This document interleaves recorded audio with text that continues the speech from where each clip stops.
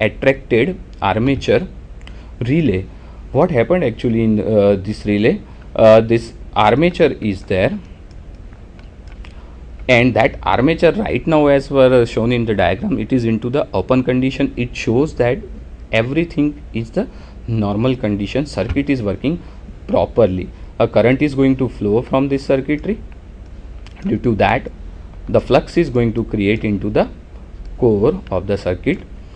Now when this current is going to become more, means abnormal condition is going to be there, some fault condition is going to there, this magnetism created by the circuit or the coil is more, because flux at that time flux is going to create the more and more magnetism is there. What happened? This particular hinged armature try to come nearer to the this particular core, and when there is the close of this circuit, it means that there is going to be the tripping signal like this. Some contacts are there, which contact is going to give signal to the tripping side, and the circuit is going to be into the trip condition. It means that there is going to be the fault condition right now. So same principle is there, energy is going to flow, attraction is going to be there of the armature, and it is going to attract towards that core or the magnetic piece due to the current or energy flows into that one, and it is going to give the trip signal. Right now the major difference when we go with the balanced beam type, only one side there is the coil, so only one current is going to flow into the coil right now into the hinge type of the relay. Now the force which is the acting onto the armature, over here we are talking about this particular armature is there, and what are the forces onto there. As we talk, if that operating force is going to be more than the restraining force, then our circuit is going to close and work is going to be there, or the tripping is there. So the force which is acting onto the armature, which is given by F, that is equal to K1 I square minus K2, where K1 and K2 are the constants of proportionality and the restraining force. Now the current which is flow into the circuit right now, that is only equal to I. If coils are 2, in another case somewhat we go, then the currents are going to be the I1 and I2. So this one current is there which is given by the I square. So K1, that is the proportionality constant of this particular coil, and K2 which is going to be the restraining force provided by the spring. So if K1, we can say if K1 is going to be the more than the K2 or the product of K1 and I square, then what happened? The force is going to positive, and that force is going to attract this armature, and the tripping signal is going to be there. When the current magnitude, what we say, exceeds the certain value, the force F will become positive and the armature is attracted by the magnet. Over here magnet means energy is flowing through this particular circuitry or this particular piece, and that's why it is going to work as a magnet in that case. Hence the relay operates, and so the trip circuit work, or the signal in the sense, is going to given to the trip circuitry, and the operation eventually is going to complete. Second one of them, it's the balanced beam type attracted armature relay. Now that we can say only one coil is there, but right now in balanced beam, that is the two coils are there.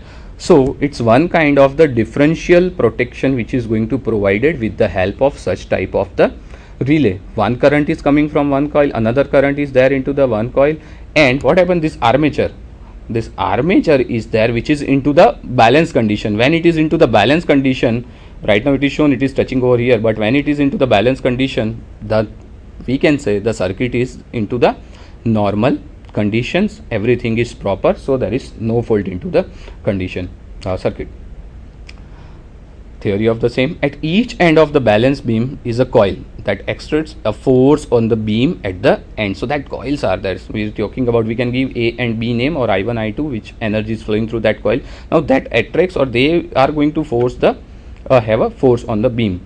One coil is connected to a current from a current transformer. The another coil is connected to a potential or the voltage transformer. So one is with respect to the current, another one is with respect to the voltage quantity or the potential quantity. The voltage coil function as a restraining coil, the current coil function as a operating coil.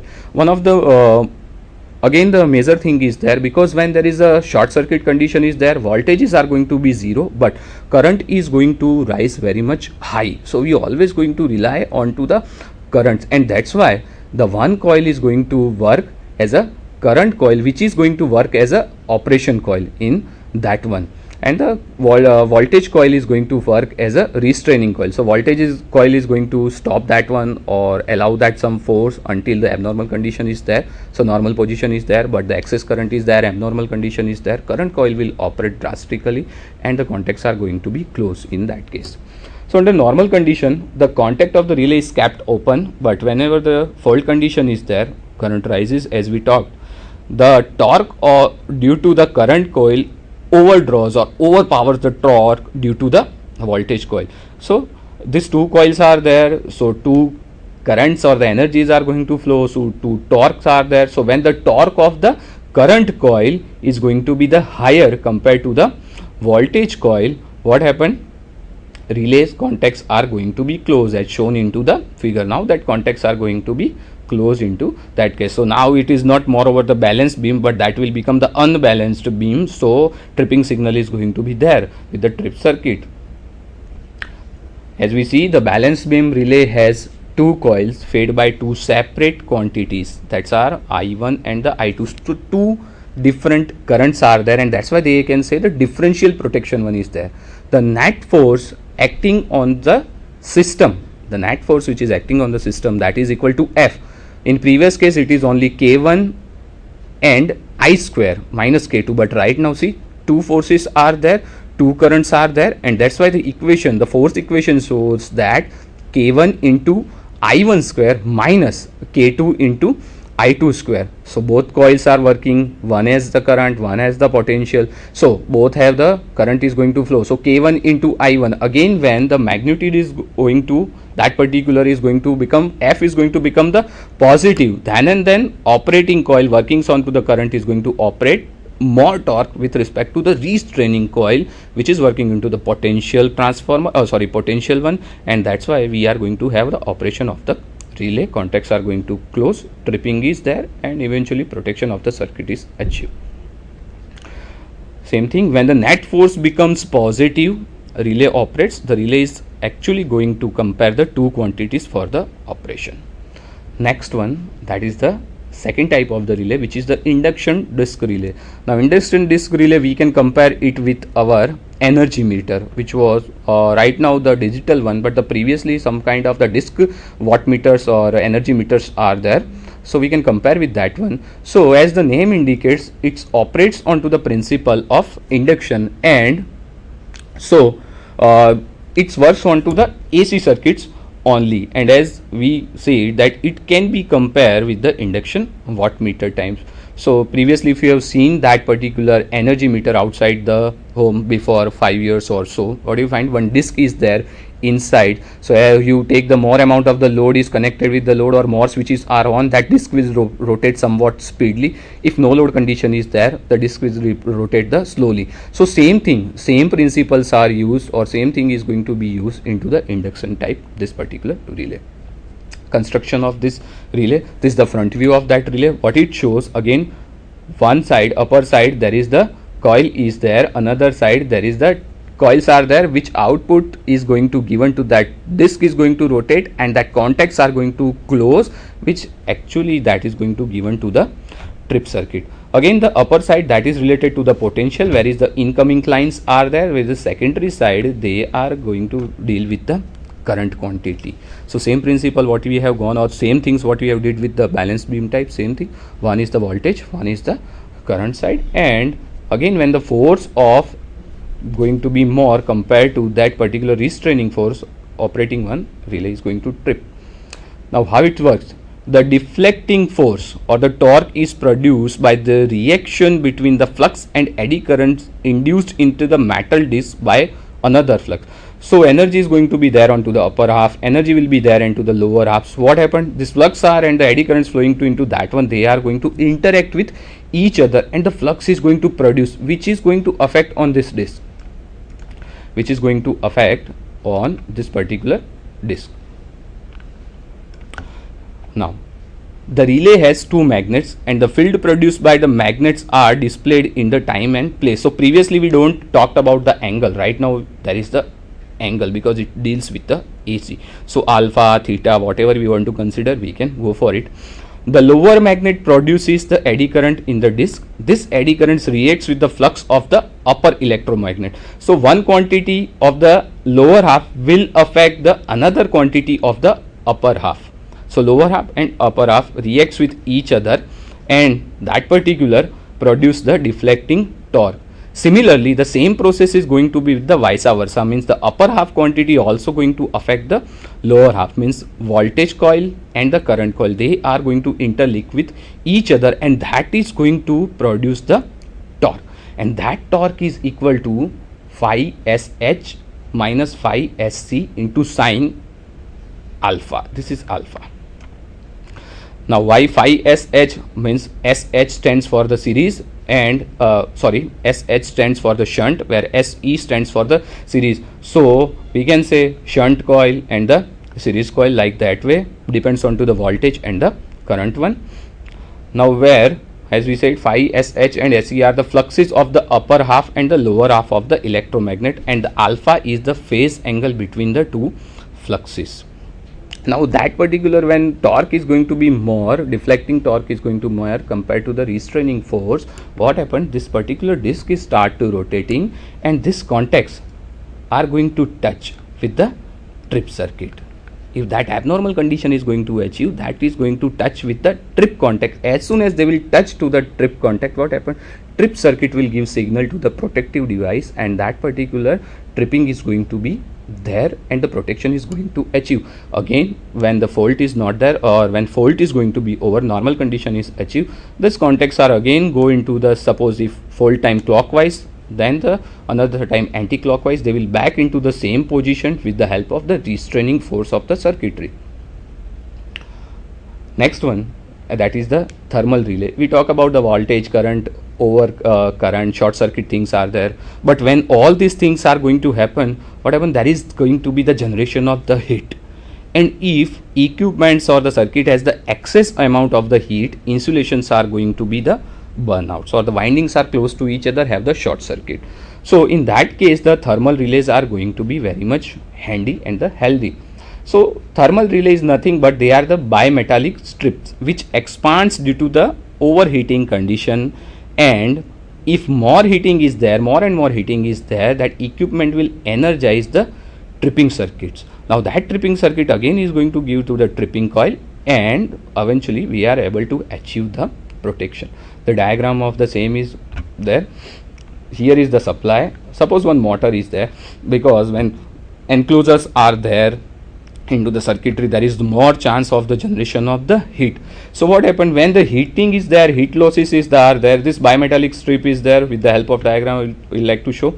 Then what happened, normal condition is there, contacts are closed, no issue, heat is going to be there, more heating. Suppose there is the expansion of the metallic strip, still more heat is there, some expansion of the metallic strip is again there, but now where is over limit is there, what happened, this bimetallic strip will touch the contacts which is right now into the normally closed, or the normal condition is there, normal condition is there. As soon as bimetallic strip touch that particular contact, what happened, this contacts which is into the normal condition will now come into the contact with the trip circuit contact, and as they will come into the contact of the tripping circuit, what happened, it will give the command for the tripping one, and that's where there is going to be the operation completed.